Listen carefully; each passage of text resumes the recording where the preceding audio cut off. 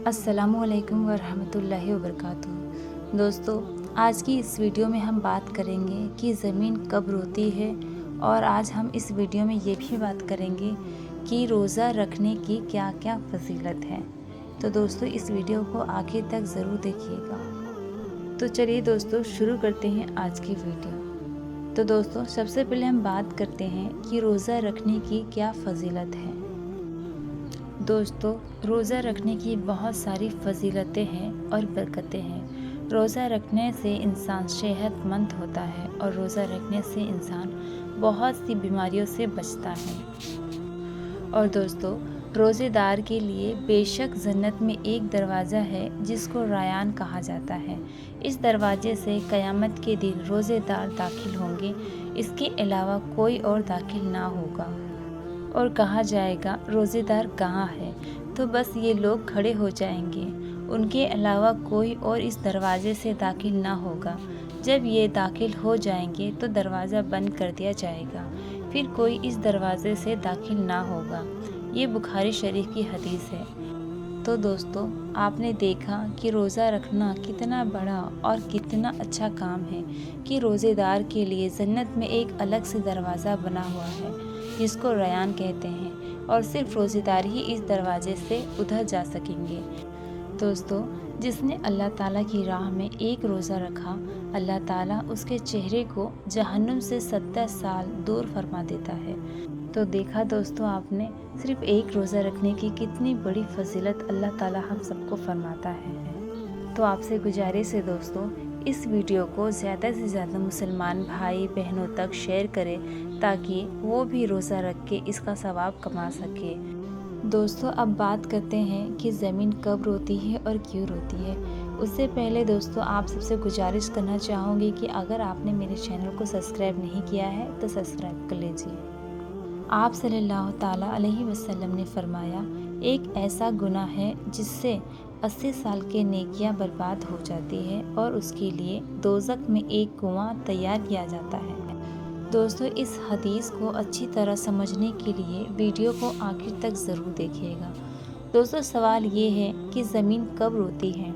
अल्लाह ताला ने ज़मीनों, आसमान, साथ में जिन्नात और इंसान जो कुछ भी पैदा किया है, हर चीज़ को सुनने की ताकत और बोलने की ताकत अता फरमाई है। हर चीज़ अपनी अपनी ज़ुबान में अल्लाह ताला के ज़िक्र में लगी रहती है। ऐसी तमाम चीज़ों अल्लाह ताला ने पैदा की है। जब अल्लाह ताला उनको कोई चीज़ अता करता है तो वो उस पर शुक्र अदा करते हैं, और जब उनको कोई तकलीफ़ पहुंचती है तो वो उसका इजहार भी करती है। लेकिन ये और बात है कि अल्लाह ताला ने ऐसी आवाज़ों को जिन्नात और इंसानों से छुपा रखा है।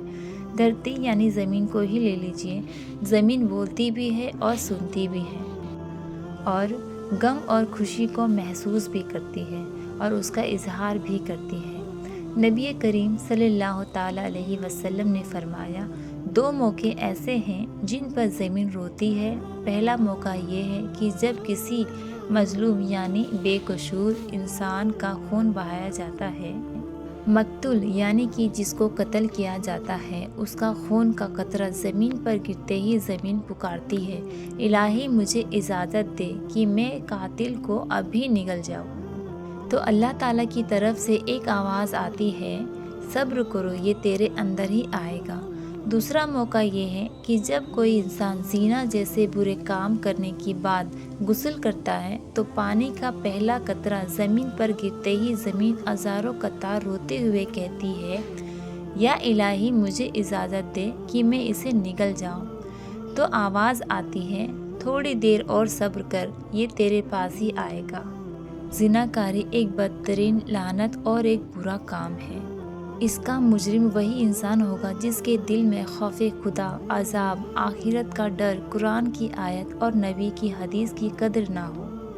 कुरान करीम में ज़िना तो क्या, उसके करीब जाने से भी मना फरमाया गया है कि उस बदकारी के पास ना जाओ। बेशक वो बेहाई और बहुत ही बुरा रास्ता है, यानी कि ज़िना खुद भी बुरा काम है और उस तक पहुँचने वाला काम भी बुरा है और हज़ारों बार अफसोस के लायक है।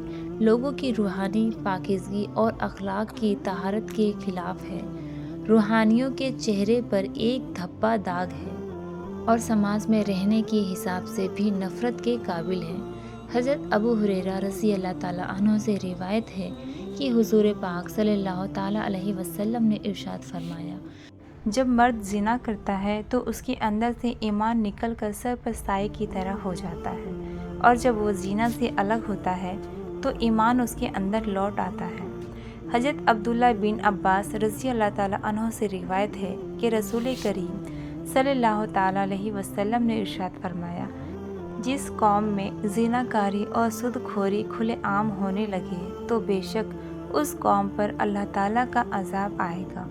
حضرت عمر بن عاص رضی اللہ تعالیٰ عنہ سے روایت ہے کہ نبی کریم صلی اللہ تعالیٰ علیہ وسلم نے ارشاد فرمایا، جس قوم میں زنا عام ہوگا ان پر رزق کی تنگی ہو جائے گی، اور جس قوم میں رشوت خوری بڑھ جائے گی تو ان پر ڈر بیٹھ جائے گا۔